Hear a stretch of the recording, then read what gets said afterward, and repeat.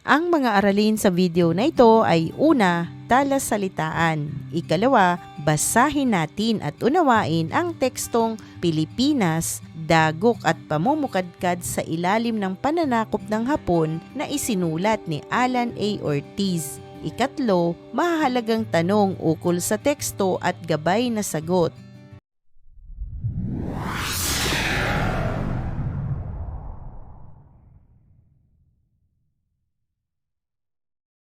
Narito na ang ating talasalitaan. Unawain natin ang kahulugan ng mga piling salita na ginamit sa teksto. Unang bilang, nilusob, sinalakay, inatake, pinasok ng marahas o biglaan. Ikalawa, binomba, pinatamaan o inatake gamit ang bomba o pampasabog. Ikatlo, umatras. Umurong, hindi itinuloy ang ginagawa, tumalikod mula sa laban o sitwasyon. Ikaapat, sumibol, tumubo, umusbong, o nagsimulang lumago o magpakita. Ikalima, tinagurian, tawag o binigyan ng bansag o titulo. Basahin na natin ang akda ni Alan A. Ortiz na pinamagatang Pilipinas, dagok at pamumukadkad sa ilalim ng pananakop ng Hapon. Nang sakupin ng Hapon ang Pilipinas noong taong 1942 hanggang taong 1945 ay maraming pagbabago sa bansa sa larangan ng kultura at panitikan. Nagsimula ito nang nilusob ng Imperyong Hapon ang Pilipinas na tinatabanan o nasa ilalim ng kapangyarihan ng Estados Unidos. Noong Disyembre 8 taong 1941, binomba ng hukbo ng mga sundalong Hapones ang Pilipinas. Isang araw pagkaraang bombahin nila ang Pearl Harbor, Hawaii at Estados Unidos. Pagkatapos ng ilang linggo, umatras sina General Douglas MacArthur at ang pamahalaan ni Manuel L. Quezon. Pinasok ng militar ng Hapon ang Maynila noong Enero 2 taong 1942. Sumuko ang Bataan sa puwersa ng mga Hapones noong Abril 9 taong 1942. Ang mga bilanggo ng digmaan ay pinaglakad ng mga Hapones, ang tinatawag na Marcha ng Kamatayan, papunta sa isang kampo ng konsentrasyon sa Capas, Tarlac. Ang panahon ng pananakop ng Hapon ay tumutukoy sa mga akdang pampanitikan na nilikha at naisulat noong panahon ng pananakop ng Hapon sa Pilipinas. Ito ay panahon ng malaking pagbabago at pagsubok para sa mga manunulat at mga akdang Pilipino. Sa panahong ito, ang mga manunulat ay nakaranas ng mga paghihirap at pagkakakulong. Isa sa mga akdang lumaganap noong dumating ang mga Hapones ay ang tanka at haiku. Ang haiku ay binubuo ng 3 taludtod at may bilang ng pantig na 575, samantalang ang tanka ay binubuo ng 5 taludtod at may bilang ng pantig na 57577. Ang mga tulang ito ay nagpapakita ng buhay, imahe at damdamin sa pamamagitan ng kakaunting salita lamang. Narito ang ilang halimbawa ng haiku. Sa tuyong sanga, may uwak na pumipot, gabi ng taglagas. Narito naman ang halimbawa ng tanka. Haplos ng liwanag, dumadaloy sa hamog liwanag. Sa lumang hardin, tinutuntun ko ang landas ng mga talulutmut tawa. Ipinagbawal ng mga Hapon ang pagsalita at pagsulat ng wikang banyaga, partikular na ang Ingles. Dahil dito, naging malaya ang mga Pilipino sa pagsulat ng kanilang mga panitikan na kasama ang kanilang kultura, mga paniniwala at kaugalian. Nakasulat muli ang mga Pilipino ng mga tulang Tagalog at natuto silang magsulat ng mga haiku na may malalim na taglay na talinghaga. Ang mga akdang ito ay naglalarawan ng buhay sa lalawigan, pagsasaka, pangingisda at iba pang aspeto ng buhay sa mga probinsya. Ipinakita ng mga manunulat ang mga karanasan, tradisyon at kultura ng mga tao sa mga malalayong lugar. Pagkatapos ng pagbagsak ng Bataan, umatras si MacArthur patungong Australia. Pinalitan siya sa korigidor ni General Jonathan Wainwright upang ipagpatuloy ang pakikipaglaban hanggang sa mapilitang sumuko ang mga Pilipino at Amerikano pagkalipas ng 27 mga araw. Nagtagal ng 3 mga taon ang pananakop o okupasyon ng mga Hapones sa Pilipinas. Itinayo ng mga Hapones ang isang pamahalaang tau-tauhan lamang nila at ang nagsisilbing pangulo ay si Jose P. Laurel. Noong Oktubre taong 1944, nagsimula ang digmaan ng pagpapalaya sa Pilipinas mula sa mga Hapones nang lumapag ang mga puwersa ni Douglas MacArthur sa Leyte na proklama bilang bagong Pangulo ng Pilipinas si Sergio Osmeña nang mamatay si Manuel L. Quezon. Malakas na nabomba ng mga sundalo ng Estados Unidos ang Maynila noong Pebrero taong 1945.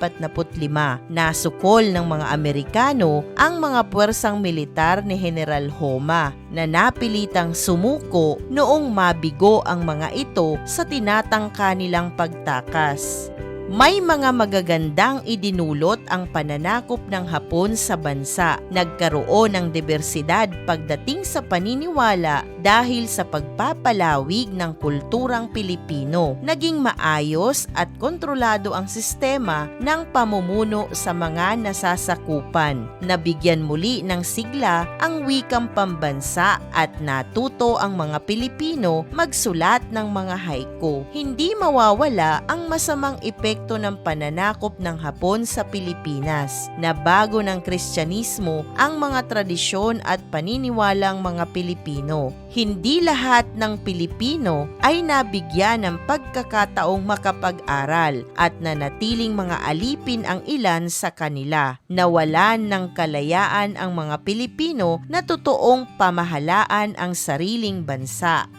Sa kabuuan, ang panahon ng pananakop ng Hapon ay nagdulot ng mga pagbabago at pag-usbong sa larangan ng panitikan, kultura at lipunan sa Pilipinas. Ito ay isang yugto na nagbigay daan sa pag-angat at pagkakakilanlan ng mga Pilipino bilang isang malayang bansa. Ating nabasa at naunawaan ang tekstong likha ni Alan A. Ortiz na pinamagatang Pilipinas, Dagok at Pamumukadkad sa ilalim ng pananakop ng Hapon. Dumako naman tayo sa mahahalagang tanong ukol sa teksto at gabay na sagot. Unang tanong, ano-ano ang masamang epekto ng pananakop ng Hapon sa bansa at mamamayan nito? Narito ang maaari mong maging gabay na sagot. Ang masamang epekto ng pananakop ng Hapon sa bansa at mamamayan nito ay ang mga sumusunod. Una, maraming Pilipino ang nakaranas ng matinding paghihirap, gutom at kamatayan. Ikalawa, maraming bayan ang nawasak dahil sa digmaan at pambubomba. Ikatlo, kalayaan sa pagpapahayag ay ipinagbawal. Bawal magsalita o magsulat sa wikang banyaga gaya ng Ingles. Ikaapat, may mga bilanggong digmaan na pinahirapan o pinatay gaya ng Marcha ng Kamatayan sa Bataan. At ang panghuli, bumaba ang moral at pag-asa ng mga tao dahil sa takot, kakulangan at kawalan ng hanap buhay. Ikalawang tanong, ano-ano ang mabuting epekto ng pananakop ng Hapon sa bansa at mamamayan nito? Narito ang maaari mong maging gabay na sagot. Ang mabuting epekto ng pananakop ng Hapon sa bansa at mamamayan nito ay ang mga sumusunod. Una, naging malaya ang mga Pilipino sa paggamit ng wikang Tagalog sa pagsulat at panitikan. Ikalawa, nahikayat ang mga manunulat na isulong ang kulturang Pilipino sa pamamagitan ng mga tula gaya ng haiku at tanka. Ikatlo, nagkaroon ng pagsibol ng mga akdang nagpapakita ng buhay, damdamin at kultura ng mga Pilipino. Ikaapat, naging simula ito ng pagpapalakas ng pambansang pagkakakilanlan at pagmamahal sa sariling wika. At ang panghuli, pagkatapos ng pananakop, nagkaisa ang mga Pilipino sa layunin ng kalayaan at muling pagsasaayos ng bansa.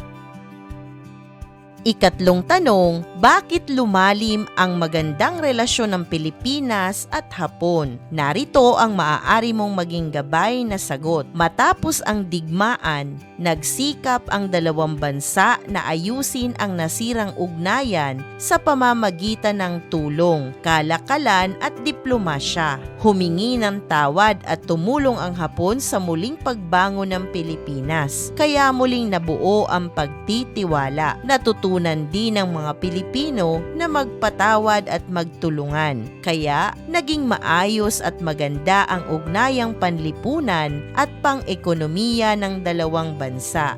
Ikaapat na tanong, paano mo pahahalagahan ang mga ito upang mapagyaman ang mabuting epekto at tugunan ang masamang epekto ng pananakop ng Hapon sa bansa? Narito ang maaari mong maging gabay na sagot. Alalahanin at pag-aralan ang kasaysayan upang hindi na maulit ang mga pagkakamali ng nakaraan. Pahalagahan ang kalayaan at gamitin ito sa paggawa ng mabuti para sa bansa. Ipagpatuloy ang paggamit at pagmamahal sa wikang Filipino bilang simbolo ng ating pagkakaisa at kultura. Itaguyod ang pagkakaibigan at kooperasyon sa ibang bansa, lalo na sa Hapon. Ito ay bilang tanda ng kapayapaan. Gamitin ang mga aral ng nakaraan upang maging mas matatag, mapanuri at makabansa ang mga Pilipino ngayon. Isang mahalagang aralin muli ang iyong napanood. Maraming salamat sa panonood sa channel na Aralin sa Filipino. Huwag mag-atubiling mag-comment ng inyong tanong, suggestions o paglilinaw ukol sa aralin.